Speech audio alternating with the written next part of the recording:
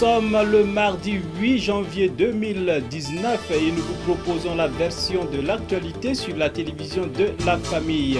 Au menu de cette édition, la démission surprise du président de la Banque mondiale à 3 ans de la fin de son mandat. Et puis dans l'univers du livre chrétien au Burkina Faso, il faut désormais compter avec la librairie Paracletos qui a ouvert ses portes aujourd'hui. Dames et messieurs, bonsoir et merci de votre constante fidélité au programme de la télévision de la famille. Sans transition aucune et comme je le disais, c'est la concrétisation en effet d'une vision reçue il y a plus de 39 ans et cela prend forme ce mardi. La librairie Paracletos du Centre international d'évangélisation a officiellement ouvert ses portes ce jour. Des échos de cette ouverture avec Yannick Kaboré et Delphine Banissi. La vision a été reçue en 1980. La réalisation a eu lieu ce jour, mardi 8 janvier 2019. Il s'agit de l'ouverture officielle de la librairie Paracletos du Centre international d'évangélisation, mission intérieure africaine. 43 titres, dont 5 en cours de finalisation, concoctés et édités par le Dr Mamadou Philippe Karambiri et le pasteur Hortense Karambiri à travers le centre d'édition et de publication Paracletos, y sont disponibles. D'une manière générale, les chrétiens doivent lire. Ils ont la Bible, mais ils ont des gens, des pasteurs qui écrivent de très bons livres. Et il faut lire ces livres-là, parce que quelqu'un peut lire la Bible sans comprendre. Mais lorsque un pasteur a eu la révélation et qu'il a écrit un livre, quand il lit ça, alors la Bible devient accessible à cette personne-là. C'est pourquoi le but des livres. Les livres, ce n'est pas pour vendre, c'est pour éclairer les gens. Quand vous regardez les malédictions ici, ou les livres de Thiem Toré, ou les livres d'Ivan Castanou, mais ce sont des gens qui ont mangé ce qu'ils ont reçu, ils ont digéré, et ils le sortent sous forme de vitamines et minéraux maintenant, pour le mettre à la disposition des chrétiens. Dans la vision, il s'agissait de créer ce centre d'édition et de publication, une salle de lecture et un centre d'imprimerie. La librairie étant donc inaugurée, les perspectives à court terme, selon le pasteur Hortense Karambiri, coordinatrice du centre, se résument à la mise en place du centre d'imprimerie. Pour l'heure, des ouvrages tels que Femme, tu as une destinée, Comment gagner son conjoint à Christ, voir Christ tel qu'il est, sont disponibles dans cette librairie et déjà plusieurs témoins des bienfaits de ces livres, tous inspirés des enseignements du Dr Mamadou Philippe Karambiri, lui aussi inspiré par le Saint-Esprit. J'ai eu le privilège de lire plusieurs livres de maman et celui que je considère comme le livre phare, c'est Femme, tu as une destinée. Au travers de ce livre, maman nous invite, nous les femmes d'aujourd'hui, à nous lever. Et c'est vraiment ça le message du livre, à nous lever parce que Dieu a une destinée pour la femme. Le livre que j'ai lu tout récemment qui m'a beaucoup impacté, c'est Assurance, amour, vie, que voici. C'est un livre qui m'a beaucoup impacté. Après lecture, j'ai vu que l'amour de Dieu est vraiment une assurance pour ma vie. Et que dans les moments difficiles, cet amour ne fait pas défaut. C'est un amour qui est toujours au rendez-vous. Et ce n'est pas parce que je prie que Dieu m'aime. Il m'a déjà aimé au moment où j'étais même pécheur. Je rends grâce à Dieu parce qu'il m'a permis de lire le livre, voir Christ tel qu'il est. Alors, lorsque j'ai commencé à lire ce livre, je me suis arrêtée à un moment lorsque papa parlait de l'histoire du centenier romain. Et son histoire m'a tellement touchée parce que c'était quelqu'un, il n'était pas juif, mais il a réellement vu Christ tel qu'il est. Et en lisant le livre, j'ai compris que lorsqu'on voit Christ tel qu'il est, on comprend, on accepte d'abord ce qu'il dit qu'il est et on voit les bénéfices, d'où deux bénéfices que je peux citer. C'est nous savons que nous avons la vie en lui et nous savons qu'il nous a réconciliés avec Dieu. À la librairie Paracletos du Centre international d'évangélisation, mission intérieure africaine, on y retrouve aussi des ouvrages de plusieurs hommes de Dieu, une librairie purement chrétienne. De quoi bien sûr contribuer à l'affermissement de la foi des chrétiens. Un autre sujet à présent, des ralentisseurs anarchiques et sauvages. Voilà, il en existe de plus en plus sur les routes du Burkina Faso. Pour lutter contre ce phénomène, le ministère en charge du transport routier, accompagné de ses collaborateurs, procède ce mardi donc à un recensement de ces ralentisseurs-là. Avant bien sûr d'arriver à cette étape, ils ont permis alors à la presse de relayer cette information à travers une conférence de presse. C'était hier en présence de nos reporters Yannick Kaboré et Delphine Banissi. Et dès lors que l'ensemble donc de ce diagnostic-là, de ce recensement-là est terminé, par exemple, on doit pouvoir dire, sur la route de Bobo, de Ouagadougou jusqu'à Bobo, ou bien jusqu'à Nyangologo, voilà, nous avons 150 ou 200, ou bien 15, ou bien 20 ralentisseurs sauvages à détruire. Ils vont les caractériser parce qu'ils vont aussi les identifier par un marquage. Lorsque c'est fait, il y a une sensibilisation immédiate qui va être engagée parce que on va sortir à les populations riveraines, notamment ceux qui ont, pour leur dire voilà les que nous allons détruire. On va compter aussi ensemble avec elles. Et on va faire un panneau aussi qui indiquera que sur la route nationale numéro 1, nous avions par exemple 22 ralentisseurs. Et ça, c'est le monsieur qui prend la route, il doit savoir que nous avons 22 ralentisseurs. Il n'y aura pas plus.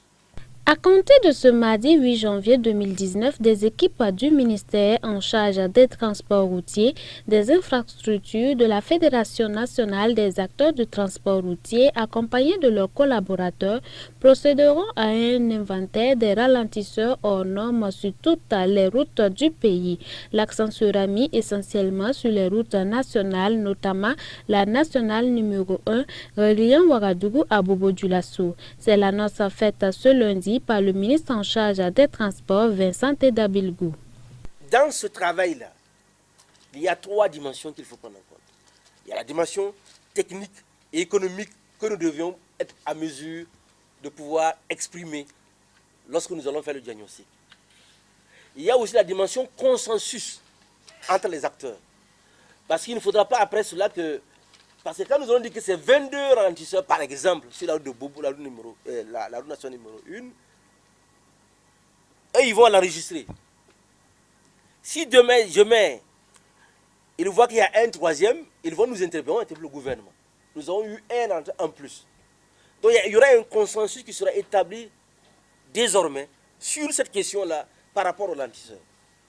Et la troisième dimension, c'est notre capacité à faire en sorte que les populations-là participent pour qu'elles soient les gardiens ou les gardiennes de ces 22 ou c'est des 43, je ne sais pas, ralentisseurs, et que dans un consensus, nous soyons d'accord qu'on ne va plus en mettre et que le ministère aussi va lutter contre les vitesses élevées le long de la route nationale.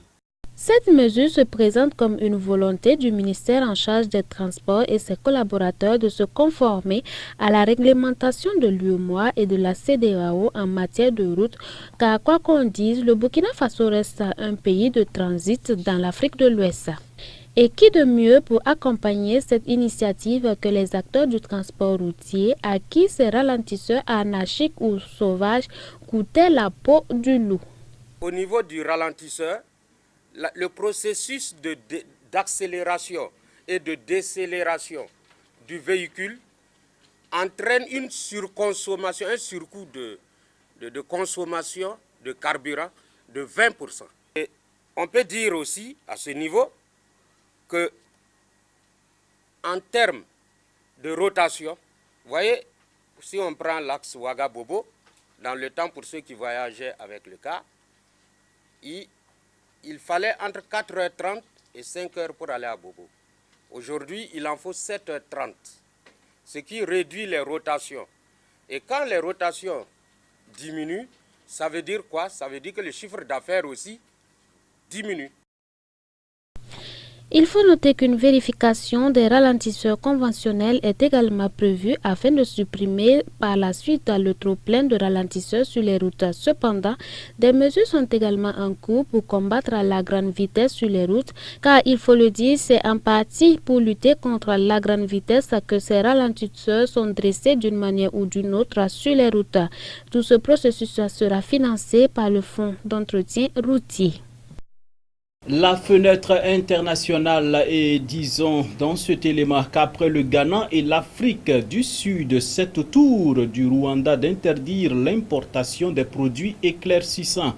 À noter qu'en Afrique, 4 femmes sur 10 se dépigmentent. Suivez. Malgré son interdiction dans plusieurs pays africains, la pratique de la dépigmentation gagne toujours du terrain sur le continent. Le gouvernement rwandais est le dernier en date à mettre en vigueur son interdiction des produits cosmétiques utilisés pour éclaircir ou blanchir la peau, une pratique qui tend de plus en plus à devenir un problème de santé publique. Je suis heureuse d'apprendre que ces produits cosmétiques ont été interdits parce que beaucoup de personnes utilisent ces produits éclaircissants. Ils ont parfois un effet tellement dramatique sur la peau que vous pouvez rencontrer une personne que vous connaissez et même ne plus la reconnaître. C'est un bon développement. Cependant, tout le monde ne partage pas l'avis de Marie Nagato. L'Organisation mondiale de la santé estime qu'au moins 4 femmes africaines sur 10 se blanchissent la peau. La plupart des produits utilisés pour fabriquer ces produits contiennent des toxines puissantes et interdites comme l'hydroquinone et le mercure. Et pourtant, des millions de personnes en Afrique sont disposées à risquer leur vie pour atteindre un idéal de beauté. Beauté qui serait synonyme de peau claire.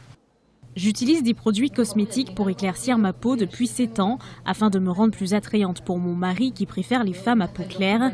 Si je n'ai pas ces produits, j'ai peur de devenir trop sombre, comme je l'étais auparavant. Je suis très triste que ces produits aient été interdits. Nous allons simplement utiliser ce qui est disponible localement, mais les personnes qui ont pris ces décisions doivent savoir que ces produits font en sorte qu'une femme se sente belle.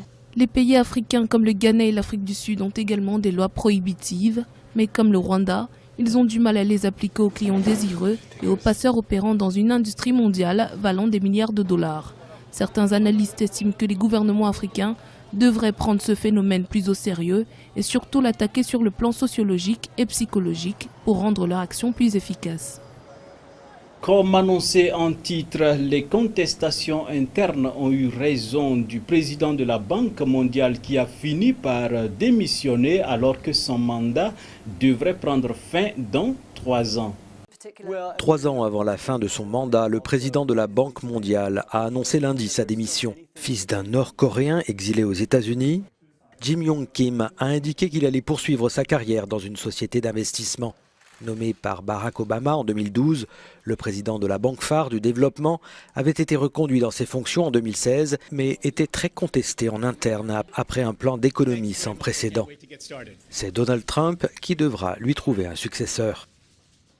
Dernier élément de cette édition et nous nous plongeons dans l'univers du commerce en ligne. La société Amazon est depuis hier lundi l'entreprise la plus chère au monde avec une valeur boursière de plus de 700 milliards de dollars américains. Amazon, le géant américain du commerce en ligne, est depuis lundi l'entreprise privée la plus chère au monde. À New York, l'action d'Amazon a subitement augmenté de 3,44%. La valeur boursière du groupe est alors passée à 797 milliards de dollars. Amazon détrône Microsoft, qui aura tenu quelques semaines en tête des entreprises mondiales les mieux cotées. En novembre, Microsoft avait réussi à voler la vedette à Apple, le fabricant des iPhones. La performance d'Amazon est toutefois à relativiser. La valeur de l'entreprise a perdu près de 200 milliards de dollars après avoir atteint un pic historique début septembre à 1000 milliards de dollars. Pas de quoi inquiéter Jeff Bezos. La fortune du PDG d'Amazon est estimée à 135 milliards de dollars. C'est tout pour ce soir, dames et messieurs. On se souhaite une excellente soirée, bien sûr, en compagnie des programmes de la télévision de la famille. Rendez-vous demain pour d'autres actualités. Bonsoir chez vous.